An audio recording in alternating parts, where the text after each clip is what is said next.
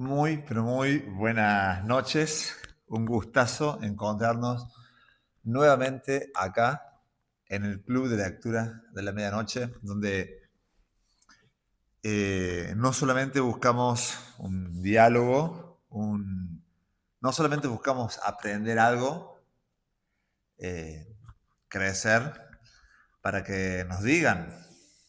No, en realidad no buscamos eso, no buscamos la aprobación de los demás, sino buscamos madurar, crecer y tener un tema de conversación que podamos compartir con el que está a nuestro lado, sabiendo que el crecimiento de él va a conllevar también un crecimiento mío y lejos de ser un bien egoísta, es un bien que busca el crecimiento de todos. Y estamos en esta búsqueda, en esta etapa de charlar con Víctor Frank, este psiquiatra que fue llevado injustamente, como el resto de las personas que corrieron la misma suerte que él, injustamente a un campo de concentración, donde fue no solamente privado de su libertad, sino que privado de casi todo derecho a la vida y la libertad, y de decidir casi todo, pero estamos en la etapa 2, donde ya pasa el shock y donde ellos ya empiezan a... eh, no sé, no, ya no se sorprenden ante escenas tan cruentas que no podríamos, que nos cuesta imaginarnos. Y ellos ya están en un momento que no se sorprendían. Entonces eso nos habla de la situación tan horrorosa que estaban viviendo. Y que encima, lo peor de todo es que se estaban acostumbrando a ello, podríamos decir. En el sentido de supervivencia, no era una acostumbrarse que lo festejaban. Pero por eso veníamos hablando de que el último fragmento se llamaba ausencia de sentimientos. En la mayoría de los reclusos, la reducción a los instintos más básicos y el continuo esfuerzo concentrado en salvar el pellejo llevaba a despreciar todo lo que se apartara de ese único objetivo, sobrevivir. Esto explica la absoluta falta de sentimientos con la que el prisionero solía considerar los acontecimientos. Solía considerar los acontecimientos con una absoluta falta de sentimientos. Yo mismo lo comprobé en el traslado de Auschwitz a un campo filial en Dachau, Baviera. El tren, atestado con unos 2000 prisioneros, atravesaba Viena. Cerca de la medianoche pasamos por una estación de tren. El trayecto del tren nos acercaba a la calle donde yo había nacido y vivido durante tantos años, hasta el día de mi internamiento. Íbamos 50 personas en aquel vagón, que tenía dos pequeñas ventanas con rejas. Debido al escaso espacio tan abarrotado de gente, solo unos pocos podrían estar en cuquilla. Los demás aguantaban de pie durante horas, amontonados junto a las ventanas. Alzándome de puntillas y mirando desde atrás, por encima de las cabezas, conseguí atisbar, tras los barrotes, una imagen fantasmagórica de mi ciudad natal. Todos nos sentíamos más muertos que vivos, pero sospechábamos que el transporte se dirigía al campo de Mauthausen y que nos quedaban 1 o 2 semanas de vida. Tuve la intensa sensación de mirar las calles, las plazas y las casas de mi niñez con los ojos de un muerto que regresa del otro mundo a contemplar una ciudad fantasma. Tras un retraso de varias horas, el tren arrancó lentamente de la estación y entonces vi la calle donde había nacido. Mi calle. Los jóvenes, tras años de cautiverio, se agolpaban en las ventanas contemplando la ciudad. Aquel viaje era para ellos un acontecimiento. Les rogué, les supliqué que me dejaran un momento acercarme a la ventana. Intenté explicarles cuánto significaba para mí volver a ver mi calle. Sin duda, sería un acontecimiento doloroso, pero significativo. Imploré en vano, me rechazaron con rudeza y cinismo. ¿Que les has vivido ahí tantos años? Entonces ya lo tienes muy visto. Bueno, hasta acá es donde llegamos anoche. Y lejos de juzgar a quienes no lo dejaban ver, nos entra la pregunta de qué bárbaro. Política y religión. Este vacío emocional de los reclusos veteranos es uno de los fenómenos que mejor expresa la desvalorización de todo lo que no favorezca la conservación de la vida. Desvalorización de todo lo que no favorezca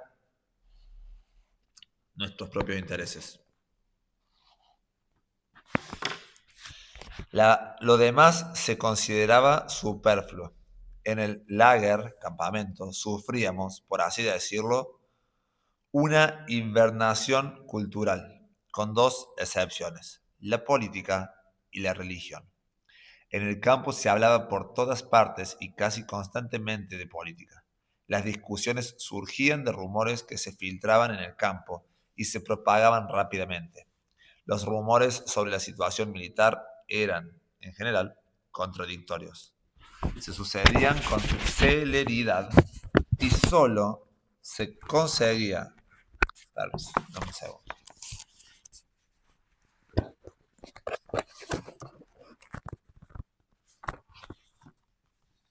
Y solo conseguían azuzar la guerra de nervios librada en la mente de todos los prisioneros. Una y otra vez se desvanecía la esperanza del inmediato final de la guerra, avivada por habladurías candorosas. Con tantos desencantos, algunos perdían toda esperanza, aunque había quien mantenía un incorregible optimismo que resultaba irritante. Cuando los prisioneros sentían inquietudes religiosas, éstas brotaban de lo más profundo que cabe imaginar. El recién llegado se sorprendía con frecuencia de la admirable convicción de las creencias religiosas de los reclusos. Eran estremecedores los momentos de oración y los ritos improvisados en un rincón del barracón o en la penumbra del camión de ganado en el que volvíamos al campo desde el distante lugar de trabajo, cansados, hambrientos, helados, con las ropas harapientas. En el invierno y la primavera de 1945 se desató una epidemia de tifus que contagió a muchos reclusos. La mortalidad aumentó entre los más débiles, obligados a trabajar hasta el límite de sus fuerzas. Las barracas para los enfermos carecían de las más mínimas condiciones y apenas teníamos medicamentos y prácticamente no había personal sanitario. Algunos síntomas de la enfermedad eran extremadamente desagradables. La irreprimible aversión a la comida, que incrementaba el peligro de muerte, y los horribles ataques de delirio. El caso más doloroso de delirio lo sufrió un amigo mío que, creyéndose a punto de morir, no conseguía recordar ninguna oración. Para no sucumbir a estos aterradores ataques intentábamos no dormir. Yo lo lograba improvisando conferencias imaginarias y me propuse reconstruir el manuscrito perdido en la cámara de desinfección. Garabateaba en taquigrafía las palabras esenciales en pequeños trozos de papel. Una sesión de espiritismos. Ah, la fresca. De vez en cuando se producían discusiones científicas en el campo. En una ocasión presencié algo que jamás había visto en mi vida anterior, aunque se relacionara tangencialmente con mis intereses profesionales. Una sesión de espiritismo. Me convocó el médico jefe del campo, también recluso, que sabía que yo era psiquiatra. La reunión, rigurosamente secreta, se celebró en un pequeño cuarto privado de la enfermería.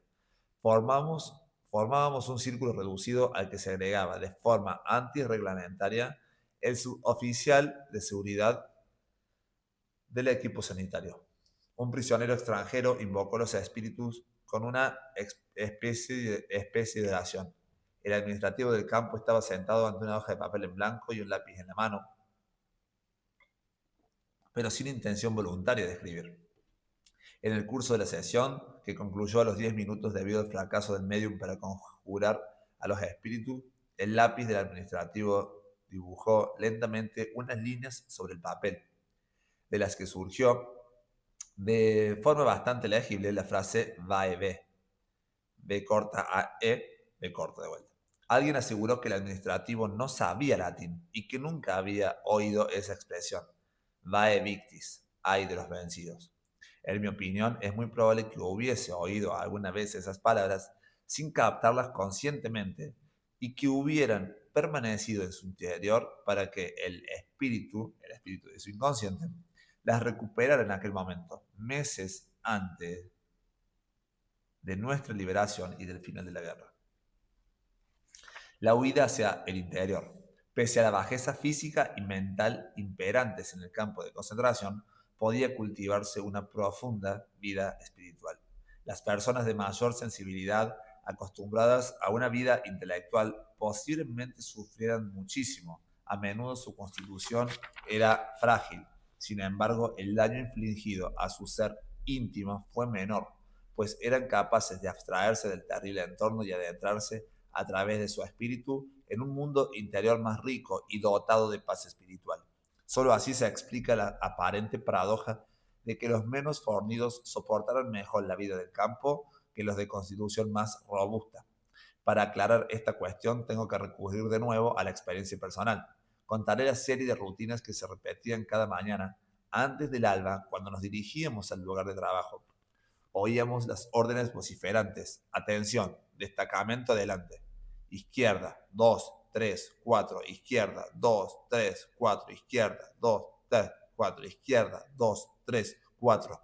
El primer hombre, media vuelta a la izquierda, izquierda, izquierda, izquierda, gorra fuera.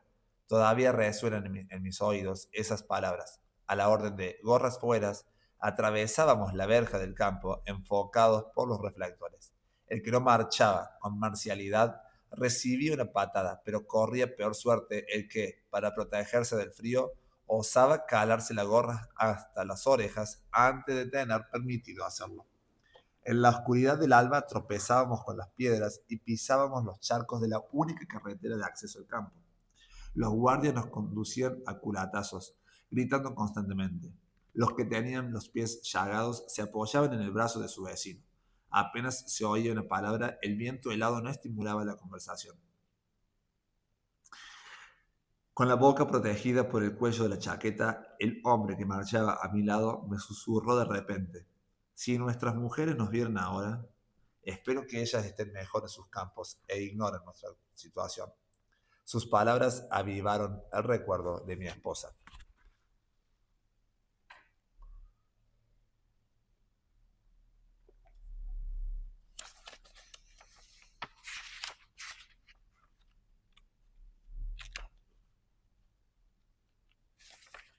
Perdón. Cuando se ha perdido todo, caminábamos kilómetros a trompicones, resbalando por el hielo y sosteniéndonos mutuamente, sin decir nada, pero los dos sabíamos que cada uno pensaba en su mujer. Yo levantaba de vez en cuando la vista al cielo y veía diluirse las estrellas en el primer albor rosáceo de la mañana, tras una oscura franja de nubes. Pero mi mente se aferraba a la imagen de mi mujer, a quien imaginaba con asombrosa nitidez. La vi contestándome, sonriéndome con su mirada franca y alentadora. Real o imaginaria, su mirada iluminaba más que el sol del amanecer.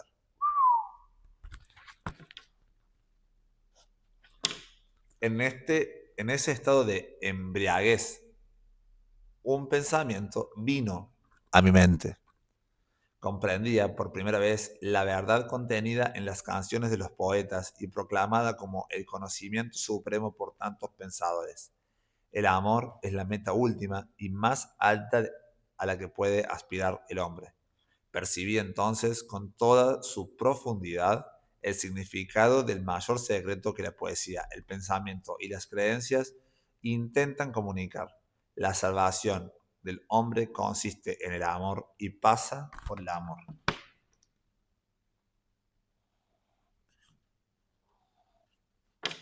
comprendí que un hombre despojado de todo todavía puede conocer la felicidad, aunque sea solo por un instante, si contempla al ser amado. Me hace acordar a... nada que ver el ejemplo.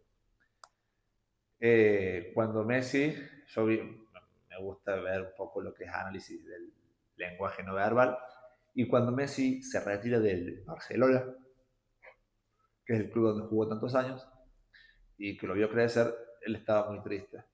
Y el que hacía el análisis no verbal dice, vemos que su sonrisa es real, genuina, verdadera, cuando miró a su familia.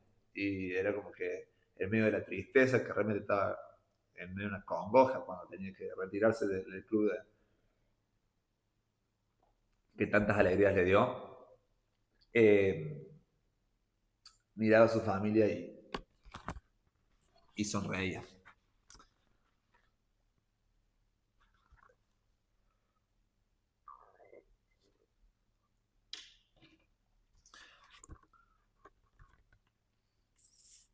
Si contempla al ser amado, un hombre despojado de todo todavía puede conocer la felicidad, aunque sea por un instante.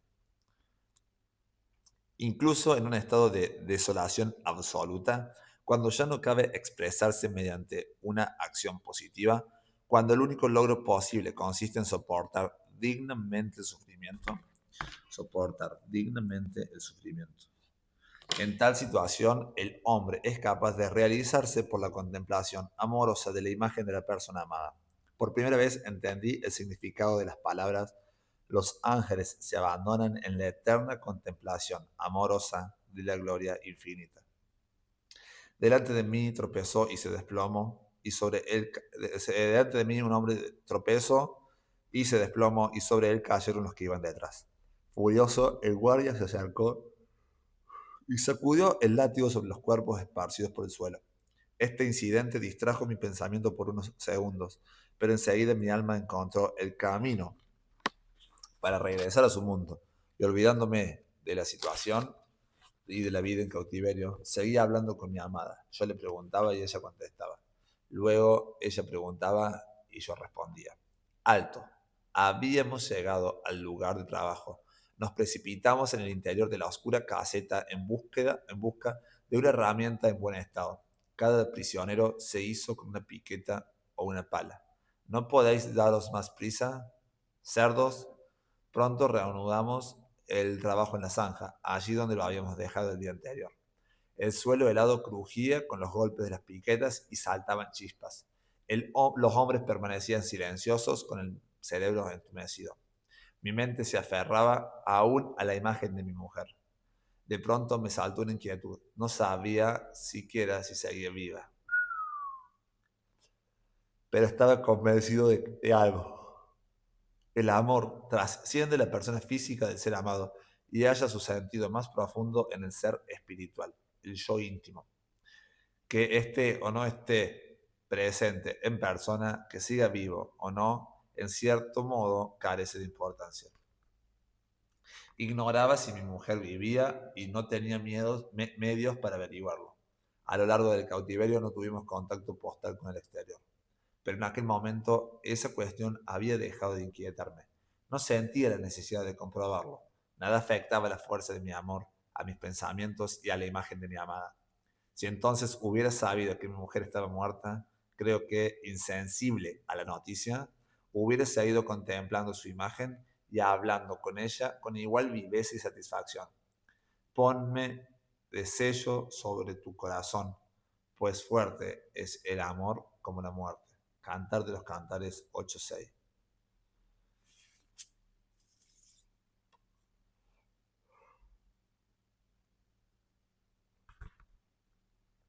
Meditaciones en la zanja.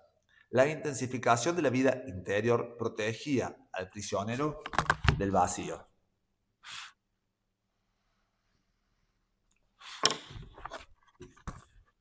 La intensificación de la vida interior protegía al prisionero del vacío, la desolación y la pobreza espiritual de la vida del campo, devolviéndolo a su vida anterior. Alejar Al dejar libre la imaginación, ésta se solazaba en hechos del pasado, aunque no en los más valiosos. Al contrario, se recreaba con ternura en pequeños sucesos, en cosas insignificantes. Al dejar libre la imaginación, ésta se solazaba en pequeños hechos del pasado, no en los más valiosos. Se recreaba con ternura en pequeños sucesos, en cosas insignificantes.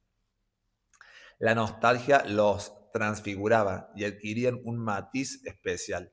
El mundo al que pertenecían parecía muy distante y no obstante, el alma se refugiaba en ellos con añoranza. Yo me veía tomando el autobús, abriendo la puerta de mi apartamento, contestando el teléfono, encendiendo las luces. Nuestros pensamientos a menudo se concentraban en esos detalles insignificantes con tanta intensidad que casi nos hacían llorar. Detalles insignificantes que casi nos hacían llorar. Qué buena extracto, me encanta. A medida que se intensificaba en la vida interior de algunos reclusos, apreciábamos también la belleza del arte y de la naturaleza con una emoción desconocida. Bajo su influencia, olvidábamos a veces las terribles condiciones de nuestro entorno. Si en el trayecto de Auschwitz a un campo de Baviera alguien hubiera visto, asomados a los ventanucos de los vagones del tren, nuestros rostros radiantes al contemplar las cimas de las montañas de Salzburgo, refulgentes por la puesta del sol, no habría creído que fuésemos hombres que habían perdido toda esperanza de vida y libertad. A pesar de ello, o tal vez precisamente por ello, nos maravillaba la belleza de la naturaleza, de las que nos privó tanto tiempo el cautiverio.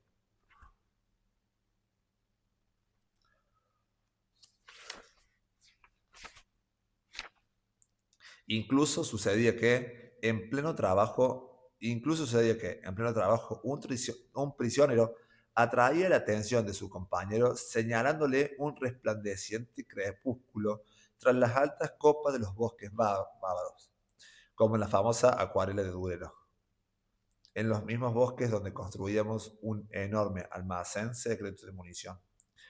Una tarde, de vuelta en los barracones, ya tumbados en el suelo por el cansancio, con el cuenco de sopa entre las manos, entró de pronto un compañero que nos urgía a salir a contemplar una maravillosa puesta de sol. Allí, de pie, vimos hacia el oeste un cielo plagado de nubes que variaban de forma y color, del azul acero al rojo bermellón. Esa luminosidad contrastaba con la hiriente desolación grisácea de los barracones y del suelo fangoso, cuyos charcos reflejaban aún el resplandor del lodo.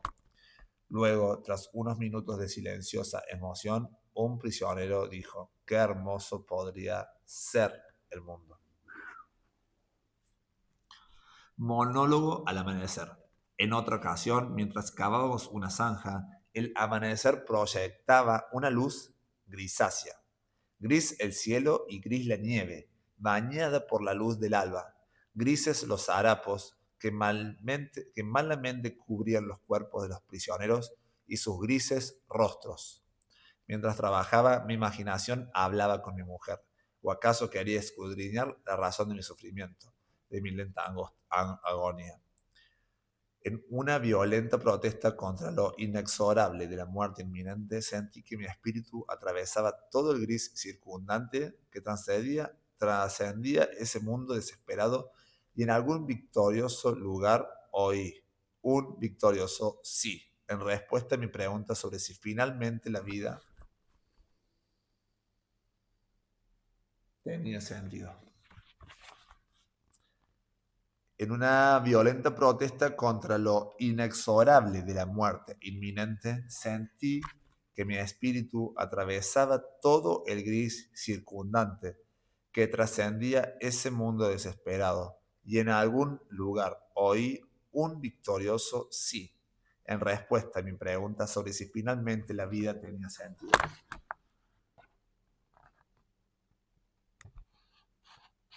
Parece que las preguntas muchas veces son el combustible, el motor del cerebrito. Por eso nos gustan los desafíos. Por esto este hombre dice que a los niños y a los adultos les hace falta desafíos, porque nos genera una pregunta de cómo lograrlo. Sin desafíos es posible, mata preguntas muy importantes que nos llevan a la acción, al crecimiento, a la madurez, al aprender. Eh, y sin preguntas, nos morimos.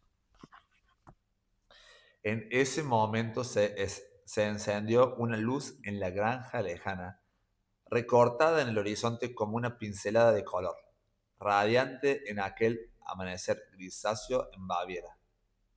Y la luz brilla en medio de la oscuridad. Estuve muchas horas despedazando la tierra helada. El guardia pasaba junto a mí y me insultaba, pero yo seguía hablando con mi amada. Lo sentía a mi lado como cada vez con mayor intensidad. Tenía la sensación de que podía tocarla, que si extendía la mano alcanzaría la suya. Una sensación extraordinariamente viva.